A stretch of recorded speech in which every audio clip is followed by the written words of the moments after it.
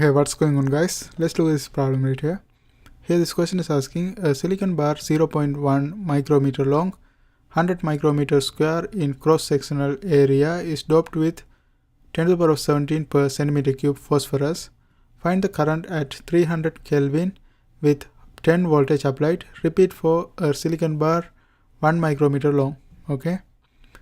Now first we are going to find out when the silicon bar is 0.1 micrometer long, and then we are going to find the current. We are interested in find the current when the silicon bar is 1 micrometer long. Okay.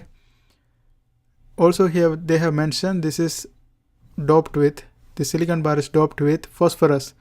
Phosphorus is a pentavalent impurity, right? So this is going to be an N type of semiconductor. When we have phosphorus, arsenic or antimony, those are pentavalent impurity. So we are going to have N type of semiconductor.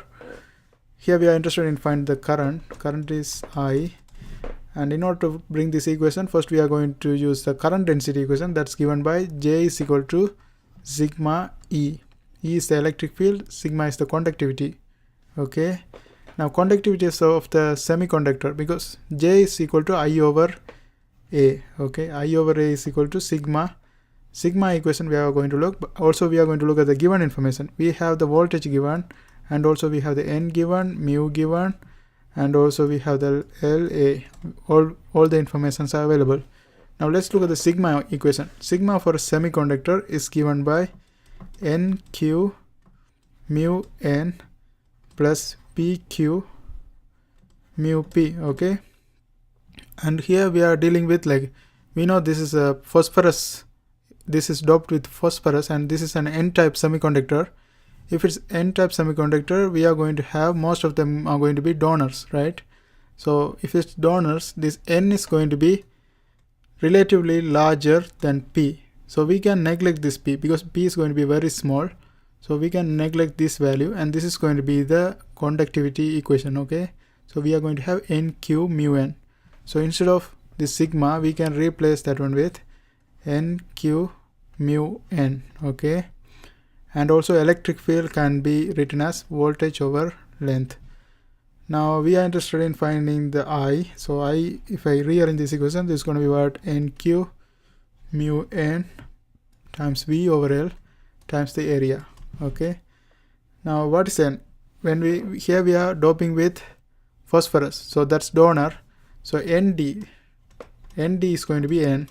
So donors, that's given by donors added, that's going to be 10 to the power of 17 per centimeter cube. So that's our N value. So 10 to the power of 17 per centimeter cube. And also here the charge, if it's donor, this is electron. We are dealing with electron, right? So this is for holes, this is for electron, N is electron. So we are going to have electron, charge is electron.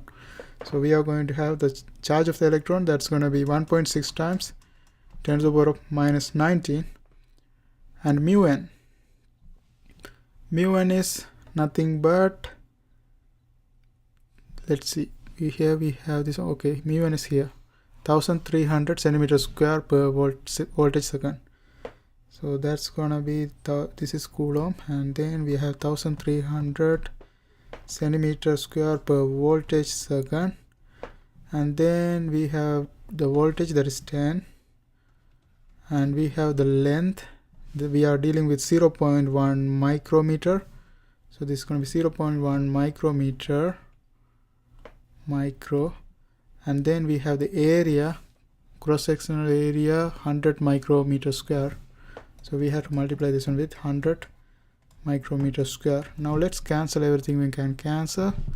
So whenever they write micrometer square like this, this is not 10 to the power minus 6 meter square. This is basically micrometer all together square. Okay, so we can cancel this square and this micrometer, and we are left with this one. Here you can do one thing, like you can convert all of the things into centimeter, or you can convert everything into meter. I'm going to convert this one into centimeter, because we only have 1 meter right here.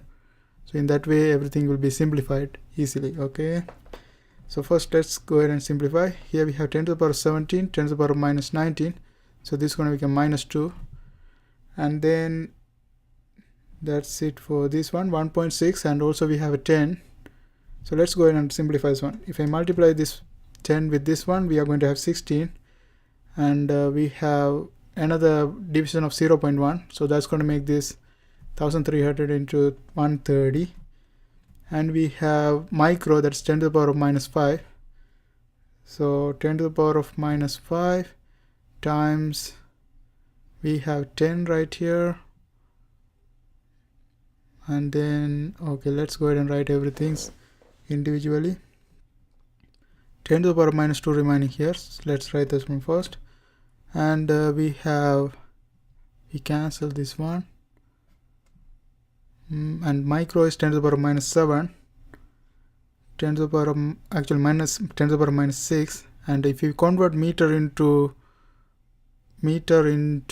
centimeter, if we convert centimeter into meter, that we have to put 10 to the power of minus 2, but if we convert meter into centimeter, we have to put 10 to the power of 2. Okay, so 10 to the power of minus 2. Okay, so let's do it individually. Okay, 10 to the power of minus 17 cancel here. 10 to the power, we have 10 to the power of minus 2. It's better to go as it is. Okay, let's do it all over again. Okay, here we have 1.6 times 10 to the power of minus 2 times 1300 times 10 divided by 10 to the power of minus 1. This is actually 0.1. I keep it as it is, 0.1. That is going to be 10 to the power of minus 1. And then micrometer cancelled, and we have 100 right here. And then we have 10 to the power of minus 7. And I'm making this meter into centimeter, so I have to put 10 to the power of 2. Okay, so finally, if you simplify this one, you're going to end up with 10 to the power of minus 7, 10 to the power of, okay, let's multiply this 10 right here, that's going to be 16.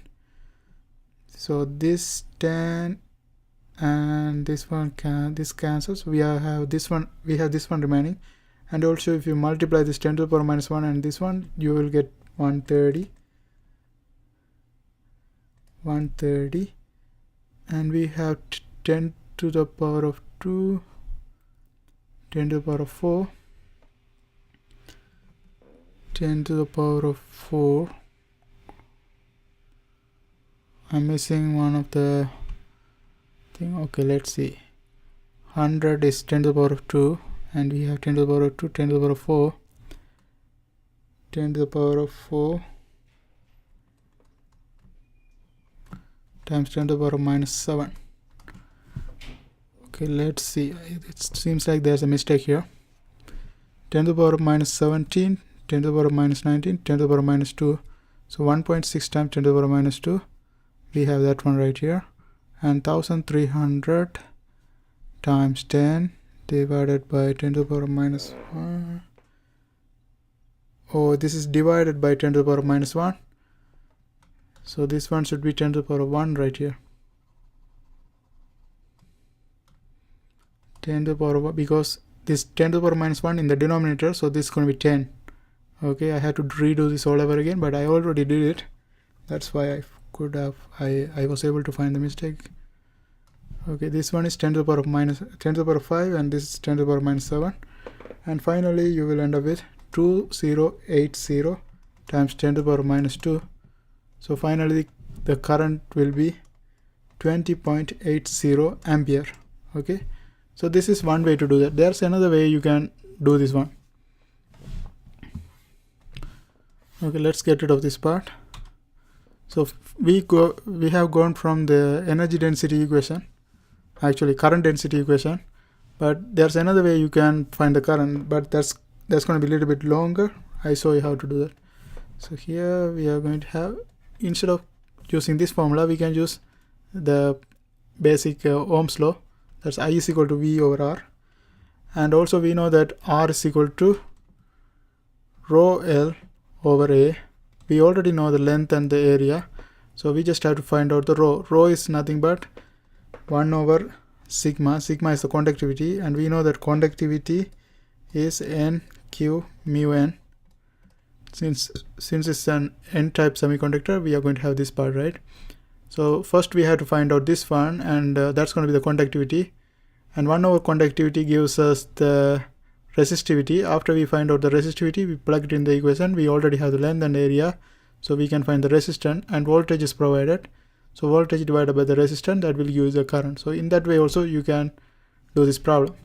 So we calculated the first part, that is when the silicon bar is 0.1 micrometer, and the second part is asking repeat for silicon bar 1 micrometer long. So initially we did for 0.1 micrometer, and for 1 micrometer long it's the same process. The only difference is finally you will end up with 2.080 ampere instead of 28.80, right?